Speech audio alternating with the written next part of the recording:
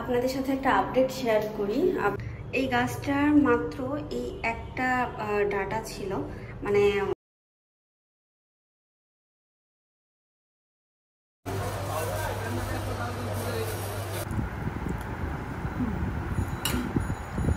কাঁচামরিচের বাইট নাও। হ্যালো, আসসালামু আলাইকুম সবাইকে, কেমন আছেন সবাই? চলে আসলাম নতুন আরও একটি ভিডিও নিয়ে। আজ শুক্রবারে আমি সারাদিনে অনেক কাজ করেছি। আজকে বুয়া ছিল না, আমি ক্যামেরাটা হাতেই নিতে পারিনি, কারণ অনেক ব্যস্ত ছিলাম। দুপুরে লাঞ্চ করার পরে খুব বেশি সময় পাইনি, আধা ঘন্টার মতো সময় পেয়েছিলাম রেস্ট নিয়ে। এখন সন্ধ্যা 7টা বাজে, আমি রওনা দিচ্ছি বাজারের উদ্দেশ্যে, কারণ আমি কিছু শুটকি কিনবো। ঘটনাটা হলো, আপনাদের ভাইয়ার অফিসে ওয়ান ডিশ পার্টি আগামীকাল শনিবার, সো সেখানে সে শুটকি বাগার নিয়ে যাবে। সবাই কুরবানির ঈদের মধ্যে অনেক মাংস খেয়েছে, তো এখন সবাই ভর্তা পার্টি করছে, তাই ওনার আসলে নিয়ে যেতে হবে শুটকি বাগার বা শুটকি ভর্তা, হোয়াট এভার ইট ইজ, যেটাই হোক। তো আমি আসলে শুটকি কিনতেই যাব এবং আপনাদেরকে সাথে করেই নিয়ে যাচ্ছি। চলুন আজকের ভিডিওটা এখান থেকেই শুরু করি। আপনাদের সাথে একটা আপডেট শেয়ার করি। আপডেটটা হচ্ছে আমার গাছের আপডেট। গাছটা আপনাদেরকে দেখাইছিলাম, এই গাছটার মাত্র এই একটা ডাটা ছিল, মানে নষ্ট হয়ে মারা যাচ্ছিল। সেই গাছটা একদমই বেঁচে গেছে। এটা দেখতে আমার ভীষণ ভালো লাগে, যে মানে মারা যাওয়ার মতো অবস্থা হয়ে গিয়েছিল। আমি এখানে এনে এটাকে পানি দিই নিয়মিত, তো এটা এখানে থেকে বেঁচে গেছে। যাক, সেটাই আপনাদের সাথে শেয়ার করলাম আর কি। তো আমি রওনা দিয়ে দিয়েছি, চলেন যাই শুটকি কিনবো। শুটকি কিনে তারপরে বাসায় আসি। অবশ্য শুধু শুটকি না, কিছু মাছ কিছু ওষুধ কেনার আছে, সেটা ওষুধ কিনে শুটকি কিনে তারপরে বাসায় আসবো।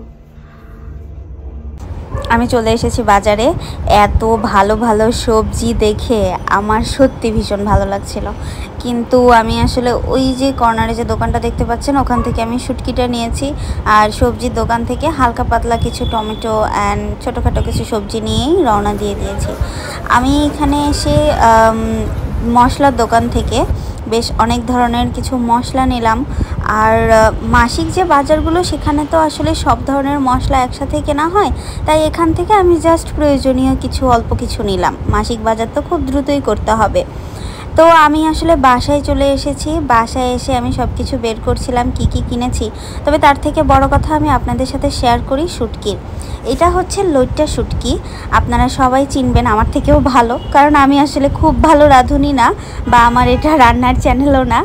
আর জাস্ট আমি যতটুকু শেয়ার করি, এটা আমি যতটুকু পারি, ব্যাপারটা এটাই। এই লইট্টা শুটকিটার গল্প বলি।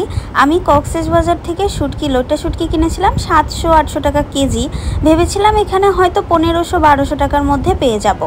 ওমা, গিয়ে দেখি 2200 টাকা লইট্টা শুটকির কেজি। আমি সত্যি খুব অবাক হয়েছিলাম, কারণ কক্সবাজার থেকে আমি প্রায় 5 কেজির মতো লইট্টা শুটকি কিনেছিলাম, যেটা আমি নিজেই সবসময় ভাবতাম এত শুটকি আমি কি করব, সবাইকে দিয়ে খেয়ে দিয়ে, যাই হোক সব কিছু মিলায়ে ভালো হয়েছিল। কিন্তু এখন আমার যখন শুটকিটা খুবই প্রয়োজন, তখন দেখলাম এত বেশি দাম, মানে আমি ভীষণই অবাক হয়েছি। বাট হ্যাঁ, ওনাদের শুটকির কোয়ালিটিটা অনেক ভালো ছিল, যদিও এটা হয়তো রেসিডেন্সিয়াল এরিয়া দেখেই শুটকির দামটা একটু বেশি চেয়েছে। আমি যদি অন্য কোথাও যেতাম তাহলে হয়তো এত বেশি লাগতো না। এখানে আমি শুটকিটা বের করতে গিয়ে কাঁটাটা মানে আমার হাতে লেগে যায়, আর রক্ত বের হয়ে গিয়েছে। যাই হোক, এরকম টুকটাক অনেক কিছু হতেই থাকে আর কি। এখানে কিছু গুঁড়া মশলা আমি লুজ প্যাকেট কিনেছি, আমি ট্রাই করব এগুলো কেমন। যদি ভালো হয় তাহলে আমাদের মাসকাবাড়ির বাজারে আমি এগুলোর একটা লিস্ট রাখবো। আর ওখানে আমি নিয়েছিলাম একটা দুধের প্যাকেট, দুর্ভাগ্যবশত এটা নষ্ট ছিল। আমি দোকানদারকে অনেকবার বলেছিলাম যে ভাই, এই দুধের প্যাকেটটা কি ঠিক আছে, ডেট আছে? তো উনি আমাকে বারবারই বললো সব কিছুই ঠিকঠাক আছে। বাট আমি বাসায় আসার পরে দেখলাম ঠিক নাই। সো আমি এটা অবশ্যই মানে ওই দোকানে আর কখনোই যাব না। আমার আবার এই স্বভাবটা আছে, সেটা কি জানেন, আমি যদি কখনো কারোর কাছ থেকে ন্যূনতম পরিমাণে একটু ধোকাও খাই, মানে ধরেন আমাকে সে আমার বিশ্বাসটা নষ্ট করেছে, সো আমি কিন্তু ফার্দার আর কোনো দিনও ওনার দোকানে বা ওনার কাছে কখনোই যাই না। এই ক্যারেক্টারটা জানি না ভালো কি না, বাট এইটা আমি মানে একদম ছোট থেকেই প্র্যাকটিস করি। এখানে আপনারা দেখতে পাচ্ছেন আমি শুটকিটা একদম ছোট ছোট পিস করে কেটে নিয়েছি। তার আগে আমি আসলে শুটকিটা টেলে নিয়েছিলাম শুকনা কড়াইতে, এবং এখানে আমি গরম পানিতে ভিজিয়ে রেখেছিলাম। শুটকির গায়ে যে ধরনের বালু বা ময়লা ছিল সবগুলো ময়লা কেটে গেছে এবং শুটকিটা খুব সুন্দরভাবে পরিষ্কার হয়ে গেছে। এই কারণে আমি অনেকক্ষণ গরম পানিতে ভিজিয়ে রেখে তারপরে ধুয়ে ফেলেছি। বেসিক্যালি কতটুকু আমারও তো মনে নাই, কারণ আমি আসলে একদম আপনাদের মতো হয়তো পাকা রাঁধুনি না। তো আপনারা দেখতে পাচ্ছেন এখানে রান্না আমি শুরু করে দিয়েছি। এত ব্যস্ততার মধ্যে রান্নার ক্লিপগুলো আমি নিতে পারিনি, কারণ আমি তাড়াহুড়ো করে রান্না করছিলাম। এই শুটকি রান্নাটা আমি শিখেছি আমার শাশুড়ি আম্মার কাছ থেকে।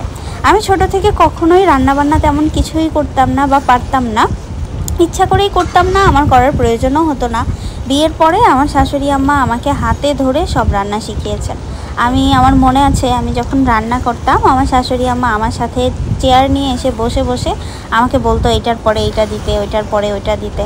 সো ওনার কাছ থেকেই শেখা এই শুটকিটা এত মজা, মানে ওয়ান ডিশ পার্টিতে সবাই খেয়ে ভীষণ প্রশংসা করেছে। এটা হচ্ছে পরের দিন বিকালে আমি অফিস থেকে বাসায় যাচ্ছিলাম। সো রাস্তার মানে এনভায়রনমেন্টটা এত ভালো লাগছিল, তো ভাবলাম আপনাদের সাথে একটু শেয়ার করি।